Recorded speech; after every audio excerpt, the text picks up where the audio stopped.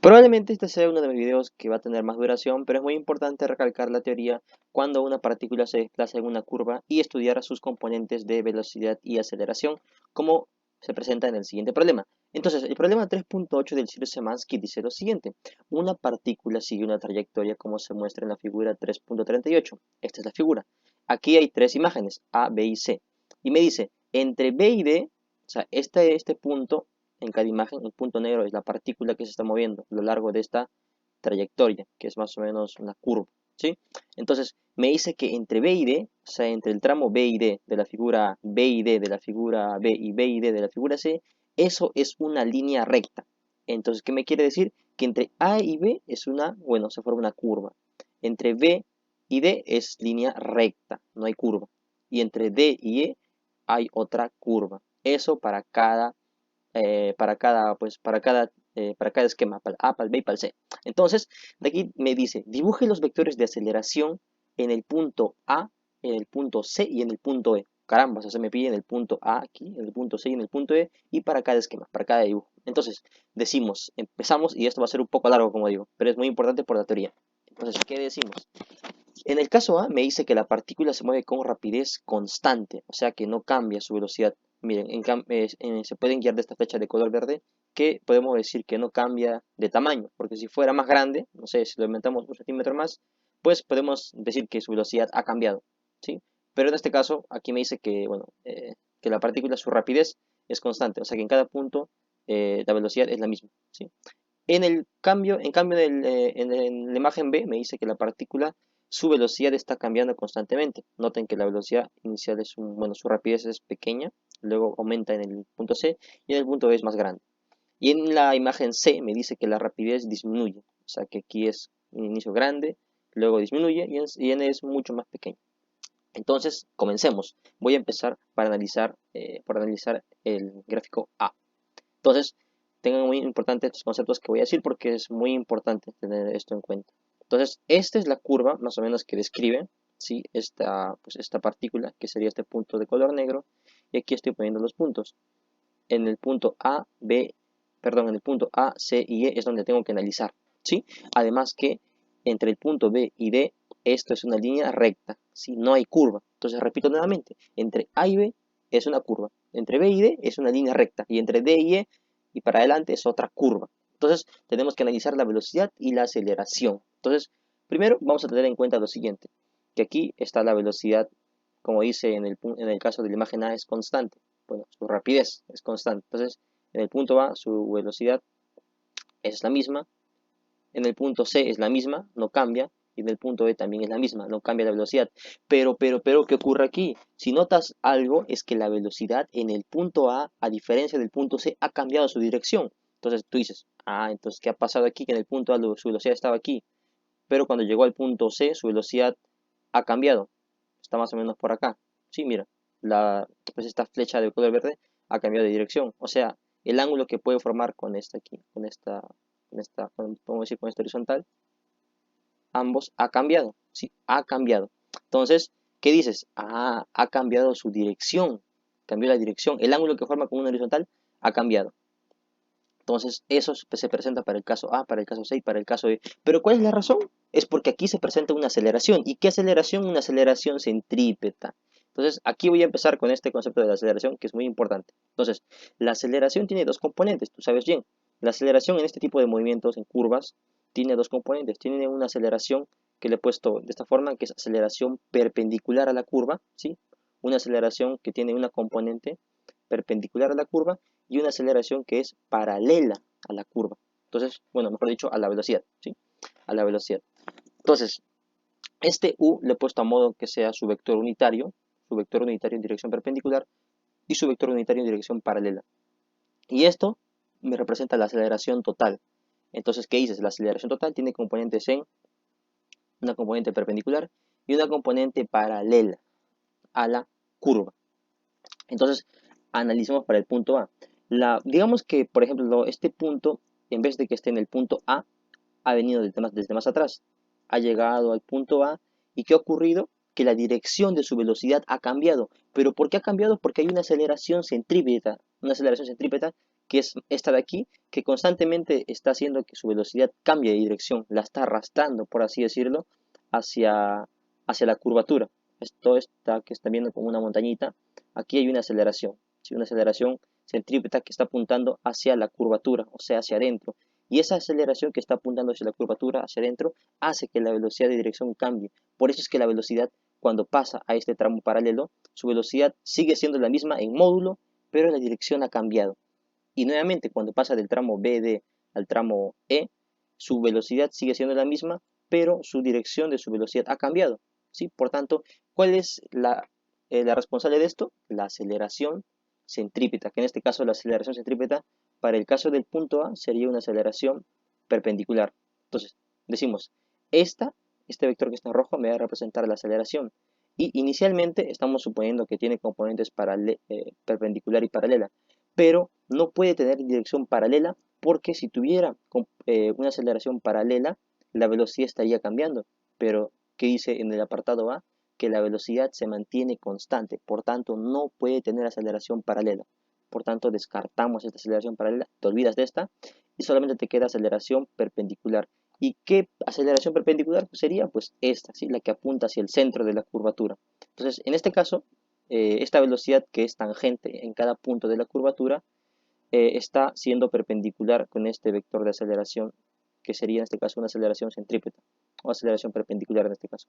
Y repito, este mu sub con este t invertido es la, pues, podemos decir, su vector unitario en dirección perpendicular. Esto es para el punto A. Ahora, para el punto C está dentro del tramo B y D.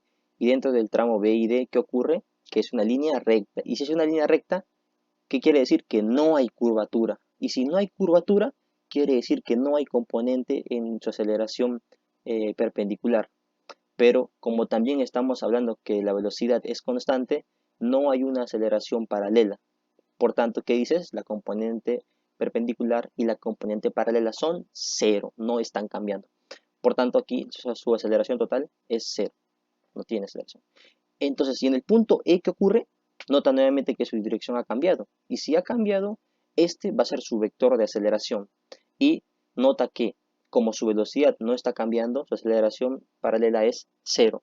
Pero su aceleración perpendicular o centrípeta sí tiene componente, porque es la responsable de que esta velocidad haya cambiado de dirección, podemos decir, de este tramo a esta otra dirección, ¿sí? esta velocidad en color verde. Entonces solamente tendría componente perpendicular, la aceleración, que es esto en rojo. Bien, eso es para el caso, pues, para el caso A. Entonces, como conclusión, ¿qué decimos? Que la aceleración perpendicular es la responsable de que la velocidad en cada punto, cuando cambia la velocidad de un punto A un punto C, esta aceleración centrípeta hace que la velocidad cambie de dirección. Y la aceleración paralela es la responsable de que la velocidad aumente en cada punto. En el caso A, o sea, en este dibujo la velocidad no cambia, por eso es que la aceleración paralela es cero. Entonces, ahora voy para el caso B. Para el caso B me dice que la partícula está aumentando su rapidez continuamente. Entonces, ¿qué dices aquí? Aquí está la imagen, ¿sí? Solamente céntrate aquí, nada más. Entonces, ¿qué dices aquí? En el punto A tiene una velocidad pues, inicial. En el punto C, ¿qué ha pasado? Que su velocidad ha aumentado, ¿sí? Porque dice el problema que su rapidez aumenta. Y en el punto E, pues es mucho mayor, ¿sí? Nota que es mucho mayor. En cada punto A, C y E está aumentando constantemente. Entonces, ¿qué ocurre aquí? Nuevamente, ¿cuál sería la aceleración en el punto A? Esta. ¿Por qué? Esta sería la aceleración, podemos decir la aceleración total. ¿Pero por qué?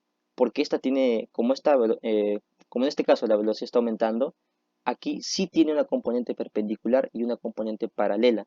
¿Cuál sería la componente perpendicular? Pues sería la que apunta hacia el centro de la curvatura, sería esta de aquí, ¿sí? Hacia el centro de la curvatura. ¿Y cuál sería la aceleración paralela? Estaría en la dirección de la velocidad, en dirección de la velocidad, ¿sí? Por eso es que la velocidad va a aumentar. Además, ¿cómo sería para el punto C? Aquí voy a dibujar un vector en color rojo. Esta sería la aceleración, este vector en color rojo. ¿Por qué? ¿Por qué? Porque nota que como estamos en un tramo recto, no hay curvatura y por tanto, en esta aceleración total, su aceleración perpendicular sería cero. porque no hay curvatura, pero sin embargo sí tiene aceleración paralela porque me dice que la velocidad está cambiando, ¿sí? Del punto A al punto C ha aumentado, por tanto su aceleración sería en dirección paralela a la velocidad. Listo. Ahora para el punto E, de manera muy similar, esta sería la aceleración total. Y esa aceleración total, que es esta de acá, tendría componente perpendicular y paralela, porque nuevamente su dirección de la velocidad del punto C al punto E ha cambiado. Y si cambió su dirección, tiene una componente perpendicular, que sería esta, apuntando hacia el centro de la curvatura, está aquí, y también tiene una componente pues paralela a la velocidad, o sea, la aceleración tiene una componente paralela que hace que la velocidad esté cambiando constantemente, esté aumentando constantemente. Entonces, ese sería para el caso de la imagen B. Ahora, para la imagen C, aquí quiero que tú también pongas de tu parte para que puedas seguir avanzando. ¿Cómo sería bueno, aquí nuevamente, ¿no? Aquí partimos con una velocidad grande en el punto A y en el punto C va a decrecer, se hace más pequeño. Y en el punto E, pues, mucho más pequeño. Nuevamente, ten en cuenta que del punto A al punto B hay curvatura. Del punto B al punto, al punto D es una línea recta. Sí, el tramo es recto. Y del punto D al punto E a más es una curvatura. Entonces, quiero que tú me digas ahora, en base a lo que hemos avanzado, ¿cómo sería la aceleración en el punto A? ¿Cómo sería la aceleración en el punto A? Exacto, sería esta la aceleración. Muy bien. ¿Por qué se tendría esta dirección? Esta sería la aceleración total, ojo, la aceleración total. Pero ¿por qué se tendría esta expresión de aquí?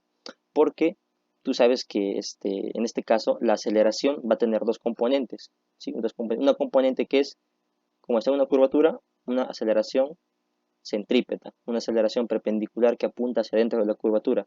Y en este caso tendría una aceleración que sería negativa porque recuerda que la velocidad ahora está decreciendo en cada punto y la aceleración sería en dirección opuesta a la velocidad, o sea, sería en dirección opuesta a este vector en verde que es la velocidad en el punto A, la aceleración sería dirección opuesta, o sea, hasta más o menos aquí apuntaría la aceleración que es paralela, ¿sí? La aceleración paralela. Y por eso que pongo que la aceleración total tiene componente perpendicular, pero apunta en dirección opuesta a la velocidad. ¿Sí? Por eso le he puesto este menos, porque su velocidad está disminuyendo en cada punto. Ahora, ¿cómo sería para el C? Exacto, sería opuesta. ¿Por qué? Porque aquí, bueno, esta es la expresión general, aquí, como es un tramo recto, no tiene componente perpendicular, no hay curvatura, nuevamente es una línea recta, por tanto su aceleración perpendicular sería cero, pero su aceleración paralela sería opuesta a la velocidad, puesto que la velocidad en cada punto está decreciendo.